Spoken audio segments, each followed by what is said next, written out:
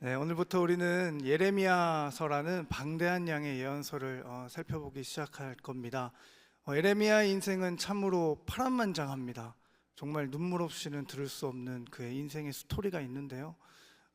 여러분들이 달고나를 통하여서 또 개인의 경건 시간 또 여러 루트로 예레미야서의 말씀을 이제 읽어 나가실 텐데 이 말씀을 읽고 묵상하고 또 공부하고 또 그렇게 하는 동안에 하나님께서 주신 그 예레미야에게 주신 특별한 은혜가 여러분의 삶 가운데에도 동일하게 임하기를 소망합니다.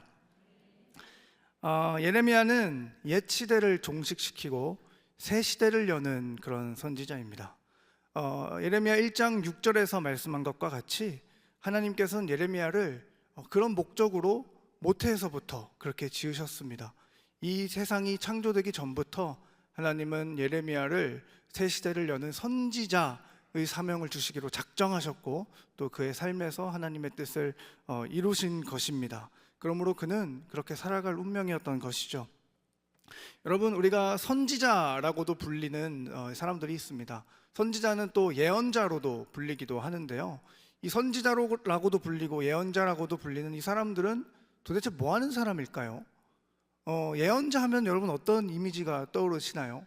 미래의 일을 내다보는 사람들, 뭐 평범한 사람들은 잘 알 수 없는 그런 하나님의 뜻을 아는 사람들, 그렇게 우리가 흔히 생각하는 것 같습니다. 그런데 예언자 할 때 예자 있지 않습니까? 근데 그 예가 우리는 보통 예언하다의 예자로 알고 있는데 사실은 그 예언할 예자가 아니고 맡을 예자입니다. 맡을 예. 그러므로 예언자라는 사람들은 맡다, 무엇을? 말씀을 맡은 사람들이라는 뜻을 가지고 있는 사람들입니다. 그러므로 예언자와 선지자들은 단순히 미래를 내다보고 백성들에게 어떤 점을 쳐주거나 어떤 사주를 봐주는 그런 부류의 사람들이 아닙니다.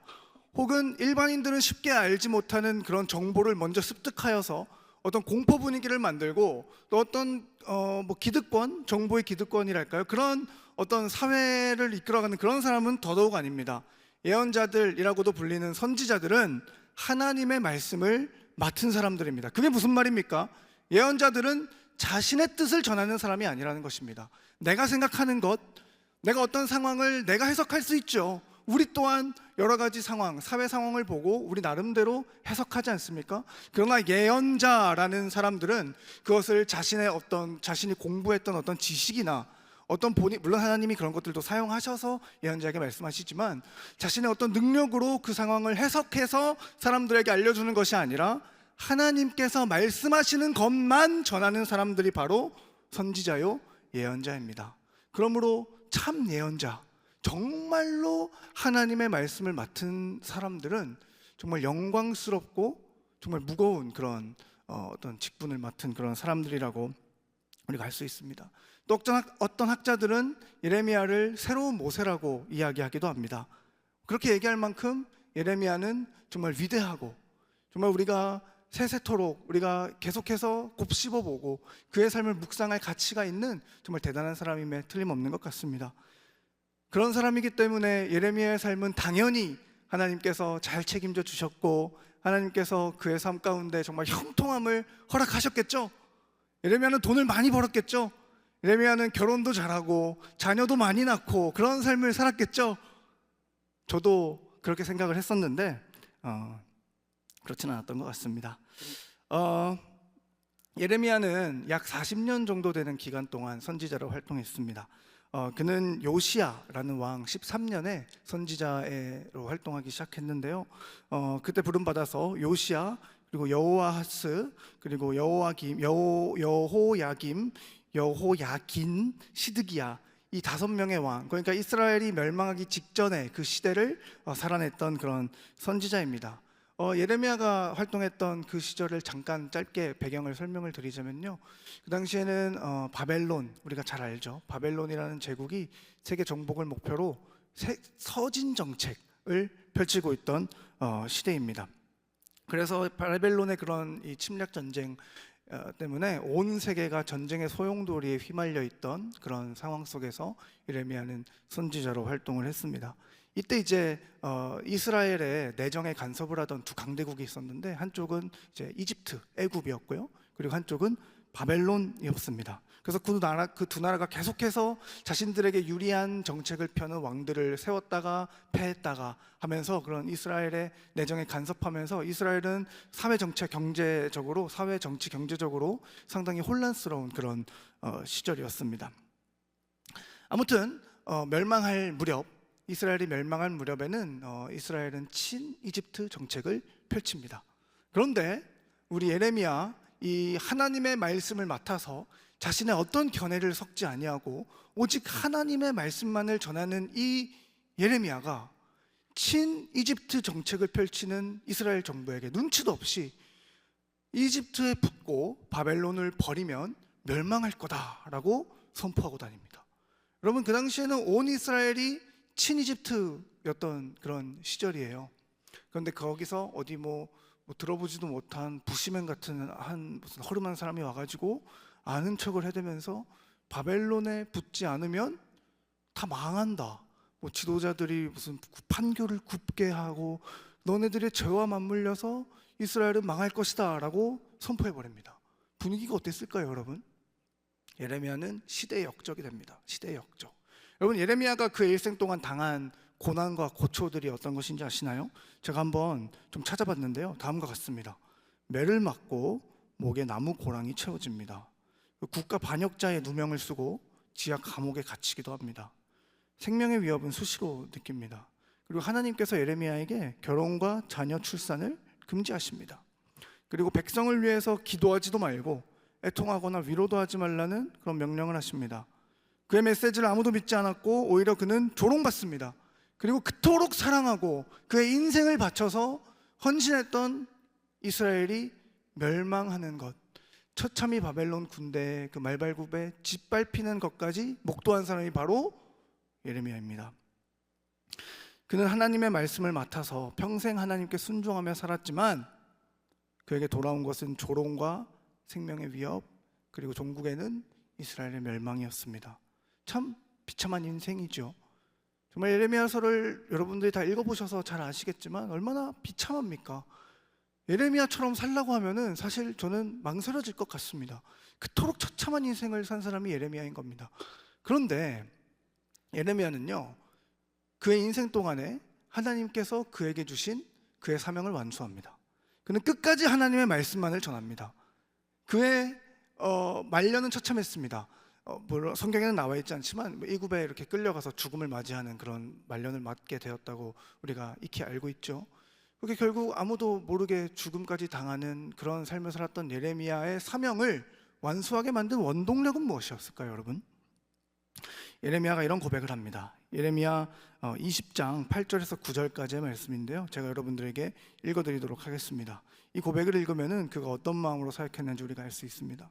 내가 말할 때마다 외치며 파멸과 멸망을 선포함으로 여호와의 말씀으로 말미암아 내가 종일토록 치욕과 모욕거리가 됨이니이다. 내가 다시는 여호와를 선포하지 아니하며 그의 이름으로 말하지 아니하리라 하면 나의 마음이 불붙는 것 같아서 골수에 사무치니 답답하여서 견딜 수 없나이다. 예레미야는 그렇게 조롱받고 고난받는 상황에서 내 다시는 말씀 안 전한다, 내 다시는 저 이스라엘 저 사람들한테 내가 하나님의 말씀을 전하지 않는다라고 결심하고 마음을 먹으면은 그 마음 깊은 곳에서 알 수 없는 그 불붙는 듯한 열정이 그 단전 끝에서부터 올라와서 말씀을 전하지 않고는 배길 수 없는 그러한 심정이 예레미야에게 있었다는 것입니다. 오늘 본문에서도 예레미야는 이렇게 말합니다. 19절입니다. 우리 함께 읽었으면 좋겠습니다. 함께 읽겠습니다. 시작. 슬프고 아프다. 내 마음속이 아프고 내 마음이 답답하여 잠잠할 수 없으니. 사실 히브리어 원문을 보면 슬프고 아프다라는 표현은 나오지 않지만 의역한 것 같습니다. 너무 괴로워서 내 창자가 뒤틀리는 것만 같다라는 그런 고백을 합니다. 왜 예레미야의 창자와 이 창자가 뒤틀리는 것 같은 고통을 느낄까요? 그 19절 하반절에 나와 있는데요, 이건 제가 읽어드릴게요. 이는 나의 심령이 나팔 소리와 전쟁의 경보를 들음이로다. 그러니까 예레미야가 이제는 전하지 말아야겠다라고 마음을 먹습니다. 그럴 때마다 이 마음속에서 다시 그 말씀을 전할 그 마음이 올라오는데 왜 그러냐면은 죄로 인해서 그 멸망의 그 골짜기로 달려가는 그 이스라엘의 모습, 하나님께서 이사야를 통해서 예언한 그 북방 민족을 일으켜서 그 전쟁의 소용돌이로 휘말릴 그 이스라엘의 그 모습과 그 결국이 그 예레미야의 눈에는 너무 선이 보여서 하나님께서 예레미야에게 그것을 보여주셨기 때문에 예레미야는 멈출 수가 없었던 것입니다. 전쟁이 다가오고 있기 때문에 예레미야는 그의 그 사역을 멈출 수가 없었습니다. 20절과 21절 본문이 계속해서 이렇게 이야기하는데요. 패망에 패망이 연속하여 온 땅이 탈취를 당하니 나의 장막과 휘장은 갑자기 파멸되도다. 내가 저 깃발을 보며 나팔 소리 듣기를 어느 때까지 할꼬. 여기서 말하는 장막과 휘장은 성소를 이야기하는 것이 아니라 유목민들의 집을 비유로 하는 표현이라고 합니다. 그러므로 전쟁을 통하여서 서민들의 집이 처참하게 무너지고 죄 없는 어린아이들이 죽임을 당하고 힘없는 부녀자들이 잡혀가는 그런 처참한 전쟁의 결말을 예레미야가 보았기 때문에 그는 그 불붙는 마음을 억제할 수가 없었던 것입니다. 22절에서는 본문 22절에서는 화자가 갑자기 하나님으로 바뀝니다. 이렇게 말씀하시는데요. 내 백성은 나를 알지 못하는 어리석은 자요 지각이 없는 미련한 자식이라. 악을 행하기에는 지각이 있으나 선을 행하기에는 무지하도다. 하나님의 율법을 버리고 자기 마음대로 살아가는 이스라엘 백성을 향한 그 애타는 심정이 예레미야에게 있었던 것입니다. 우상을 음란하게 섬기고 지도자들은 공정하지 않은 판결을 하고 서민들은 하나님의 율법을 지키지 않는 그런 미련한 자식들.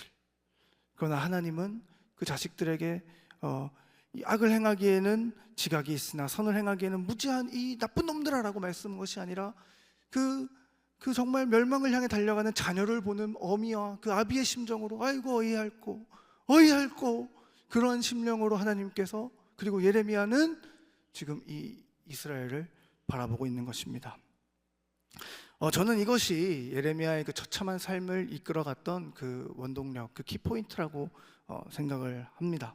자신을 조롱하고 생명의 위협을 가하는 사람들을 불쌍히 여기는 것, 예수 그리스도의 마음, 바로 목자의 심정인 것입니다. 여러분, 바로 이 목자의 심정이야말로 예레미야가 이 어려움 가운데서도 사명을 완수할 수 있었던 이유인 것입니다. 우리에게도 이런 목자의 심정이 필요한 줄로 믿습니다. 우리가 이 목자의 심정을 좀 더 깊게 살펴보기 전에 그럼 목자는 뭐 하는 사람인가를 조금 살펴보면 이해에 도움이 될 것 같습니다. 우리가 목자하면 떠오르는 사람이 다윗이죠. 여러분, 그런데 고대 이스라엘에서 목자를 뽑는 기준이 어떤지 아십니까? 목자를 뽑는 기준? 제가 본 자료에 의하면은 당시 그 목자를 뽑을 때 그 목자가 자기의 양을 치는 게 아니라요, 그 이스라엘 마을에 이제 어떤 사람은 양은 5마리를 가지고 있고 어떤 사람은 뭐 10마리 가지고 있고 그러잖아요.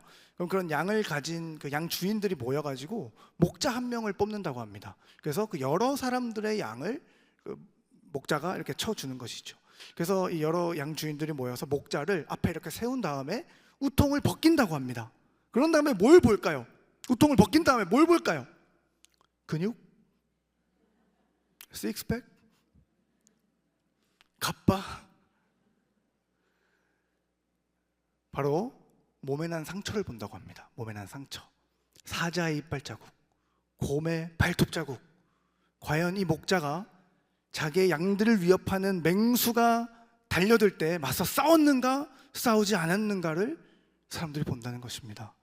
여러분, 목자란 뭐 하는 사람입니까? 목자는 자신의 양을 위해서 목숨을 거는 사람이 목자입니다. 마치 우리 주 예수 그리스도처럼 말입니다. 우리 함께 말씀 읽었으면 좋겠습니다. 요한복음 말씀인데요, 함께 읽어봤으면 좋겠습니다. 읽겠습니다. 시작. 나는 선한 목자라. 선한 목자는 양들을 위하여 목숨을 버리거니와 사꾼은 목자가 아니요 양도 제 양이 아니라. 이리가 오는 것을 보면 양을 버리고 달아나니 이리가 양을 물어가고 또 해치느니라. 우리 주 예수 그리스도의 몸에는 상처가 있죠. 못 박힌 손, 못 박힌 발, 채찍질 당한 상처, 머리에 쓴 그 면류관, 머리에 난 구멍, 그 보혈이 우리에게 흘러 들어와서 우리가 구원받은 거 아니십니까? 예수 그리스도시야말로 우리의 참 목자이신 것입니다. 우리를 위하여서 목숨을 버리는 바로 그런 목자. 목자는 그런 사람입니다. 여러분, 그런데 우리의 참 목자요, 우리의 선한 목자이신 예수님께서 그 목양권을 누구에게 위임하셨는지 아세요? 누구에게 위임하셨는지 아세요? 바로 여러분의 담임 목사입니다. 그러므로 여러분은 여러분의 담임 목사님을 예수님처럼 떠받들어야겠죠? 라고 하면 이단이고, 여러분들 예수님처럼 떠받들면 안 되고 우리 목사님을 위해서 정말 기도하셔야 됩니다. 하나님, 우리 목사님 성령 충만할 수 있도록 은혜를 허락하여 주십시오. 그래서 우리 목사님을 통하여서 들려지는 말씀을 통하여서 우리가 하나님의 뜻을 발견하는 은혜를 허락하여 주옵소서. 그리고 그 목양권이 또 우리 교구 목사님들에게도 위임이 됩니다. 그러므로 사랑하는 성도 여러분, 여러분의 교구 목사님들을 의지하고 또 기도를 부탁하고 또 신앙의 상담을 하십시오. 그것이 여러분의 신앙에 큰 유익이 될 줄로 믿습니다. 아무튼 목자는 자신들의 양들을 위하여서 목숨을 버리고 헌신하는 사람들이 바로 그 목자인 것입니다. 그러므로 목자의 심정이라고 하는 것은 양을 향한 그 애타는 마음, 그 눈길을 떼지 못할 정도로 양들의 안위를 걱정하고 그 자신의 시간과 물질을 허비하고 그 자신을 헌신하고 희생하는 것이 바로 그 목자의 심정인 것입니다. 목자는 양 한 마리 한 마리의 특징을 파악합니다. 그리고 맞춤형의 돌봄을 하는 것, 그것이 바로 목자의 심정인 것입니다. 물론 예레미야와 예수님은 근본적으로 우리의 죄악을 해결해 주실 수 있고 해결할 수 없는 그런 어떤 측면에서 그 차이는 있지만, 아무튼 예레미야의 목자의 심정, 슬프고 아프다, 그 이스라엘 보면서 그 탄식했던 그 목자의 심정은 그 예수님의 그것과 비슷하다고 볼 수 있습니다.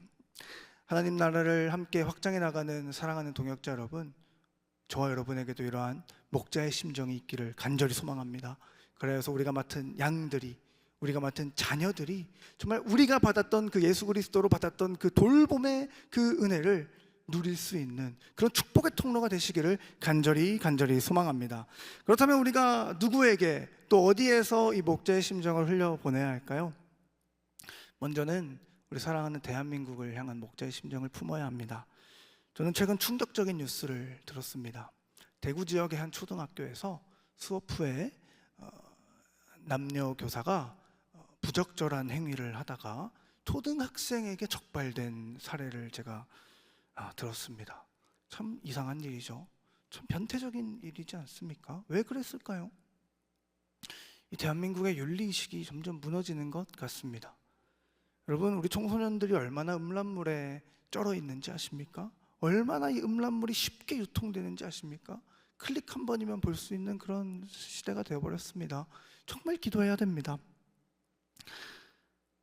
이 음란한 성중독의 문제, 혼전순결은 지켜지지 않은 지 오래이고, 정말 우리 대한민국이 정말 이 음란하고 죄악에 가득한 이 나라가 되어버린 것입니다.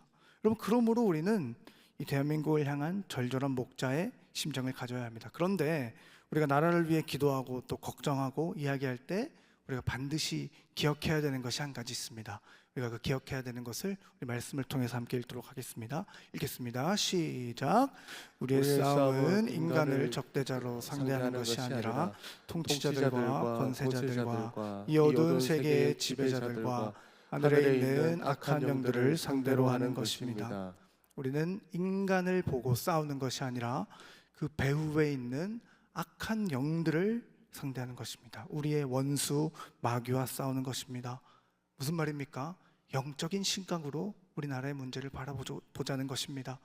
지도자들의 그 어떤 한 사람의 악행을 그를 비난하고 인격을 모독하는 것이 아니라 그 목자의 심정, 아이고 어이할꼬 우리나라 어찌할꼬 라는 그 절절한 심정을 가지고 우리가 그들을 위해 기도해 주는 것, 우리가 그들을 향해 그 애통한 마음으로 예레미야처럼 그 불붙는 마음으로 기도하는 것이야말로 우리가 대한민국을 향해 가져야 할 목자의 심정인 줄로 믿습니다. 우리가 이러한 목자의 심정을 가지고 우리 대한민국과 민족을 위해서 기도할 때 하나님께서 이 나라를 바로 세워줄 줄로 믿습니다.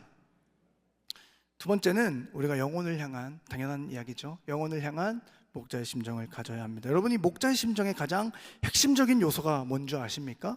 겸손입니다. 겸손. 아유, 교회 다닌다면서, 집사라면서, 아유, 저거 예수 믿지도 않고 지옥 갈 저 악한 사람, 그렇게 하는 것이 아닙니다. 목자의 심정은 나도 죄인이다, 주여 나를 불쌍히 여겨 주옵소서 하는 그러한 겸손한 심령이 우리 안에 있을 때 진정한 목자의 심정을 가질 수 있다는 것입니다. 겸손은 참 힘들죠. 저도 참 교만한 사람인데요, 제가 최근에 겸손해지는 경험을 했습니다. 겸손해지는 경험을 했어요. 인간이 겸손해지는 게 너무 어려운데 제가 언제 겸손해졌냐면요, 남들에게 이야기하기 차마 말할 수도 없고 수치스럽고 진짜 인간이 하지도 않을 것 같은 그런 실수를 했을 때, 잘못을 했을 때, 그럴 때 인간은 겸손해지더라고요. 그리고 더 재밌는 건 뭔지 아십니까? 내가 막 남욕을 하고 나서 그런 실수를 하더라는 것입니다. 우리가 다 똑같은 죄인 아닙니까? 우리가 다 연약하고 참 소망 없는 그런 연약한 인간들 아닙니까? 그러나 하나님께서 이유는 알 수 없지만 우리에게 은혜를 허락하여 주셔서 우리가 구원받아서 먼저 된 자처럼 보입니다. 여러분, 그러므로 정말 은혜가 있다면, 정말 여러분들이 먼저 되셨다면은 우리가 그 사람의 행동을 보고 우리의 모습을 떠올립시다. 나도 저랬었는데, 근데 하나님이 마저 나도 변화시켜 주셨지. 그래, 저 사람도 나도 변화됐는데 저 사람도 변화될 수 있을 거야 라는 그러한 목자의 심정, 그러한 겸손함, 주여 저 사람도 저처럼 변화시켜 주십시오 라고 하면서 그 사람을 위하여 오래 참아주는 것. 물론 우리의 자녀들의 모습을 보면, 저도 중등부를 담당하고 있지만 우리 중등부의 모습들을 보면은 참 쉽지 않습니다. 도대체 말이 통하질 않아요. 도대체 쉽지 않습니다. 그러나 그런 모습을 보면서도 나도 변화시킨 우리 주 예수 그리스도께서 이 사랑하는 아이들, 이 귀한 아이들, 이 존귀한 아이들조차 변화시킬 것이다 라는 그러한 믿음과 오래 참음, 그리고 이 사람이 잘 되기를 바라는 마음을 우리가 가져야 한다는 것입니다. 그것이 바로 우리가 영혼을 향한 목자의 심정일 것입니다. 그러므로 사랑하는 성도 여러분, 여러분들의 가족과 여러분들의 사람 방언들을 향한 목자의 심정을 가지시기를 축복합니다. 말씀을 정리하겠습니다. 예레미야의 고난과 역경으로 가득했던 삶을 지탱해주고 또 이끌어 갔던 것은 성령님께서 예레미야에게 허락하셨던 그 목자의 심정입니다. 쉽지 않습니다. 누가 오늘 하나님께 목자의 심정을 구해보시겠습니까? 여러분, 예레미야처럼 살고 싶은 분 있습니까? 저는 쉽지 않을 것 같습니다. 그러나 우리에게 은혜가 있다면, 우리에게 정말 하나님께서 주신 은혜가 있다면 소망이 생기는 것입니다. 여러분, 사랑방언들을 사랑하십시오 라고 외치면 여러분들 어떤 생각 드세요? 연락이 돼야 사랑하지, 사랑방에 나와야 사랑. 저도 마찬가지입니다. 중학생들 연락이 돼야 사랑하지. 예레미야가 좀 공감이 되시나요? 신약에 예레미야를 닮은 한 인물이 있습니다. 바울입니다. 바울. 그의 인생을 우리가 잘 알죠. 돌을 맞고 매를 맞고 그도 수도 없이 포기하고 싶었을 것입니다. 그러나 바울이 계속해서 그의 사역을 이어갈 수 있었던 이유가 뭔지 아십니까? 고린도서에 나와 있습니다. 그리스도의 사랑이 우리를 강권하시는도다. 도대체 예수 그리스도의 사랑이 무엇이길래? 로마서 5장 8절의 말씀 함께 읽도록 하겠습니다. 시작. 우리가 아직 죄인이었을 때에 그리스도께서 우리를 위하여 죽으심으로 하나님께서 우리에 대한 자기의 사랑을 확증하셨느니라. 사랑하는 우리 범호교회 성도 여러분, 목자의 심정은, 목자는 이미 다 잘 되어 있고 이미 완벽한 사람을 사랑하는 것이 아닙니다. 우리 주 예수 그리스도께서 예수 그리스도처럼 죄인을 사랑하는 것입니다. 쉽지 않은 일이지만, 그러나 온 생애를 통해 우리에게 모범을 보여주신 우리 예수 그리스도의 발자취를 따라서 우리에게 맡겨진 양들을 향한 목자의 심정을 가지고 예수님을 닮아가시는 우리 사랑하는 여러분 되시기를 주님의 이름으로 축복합니다.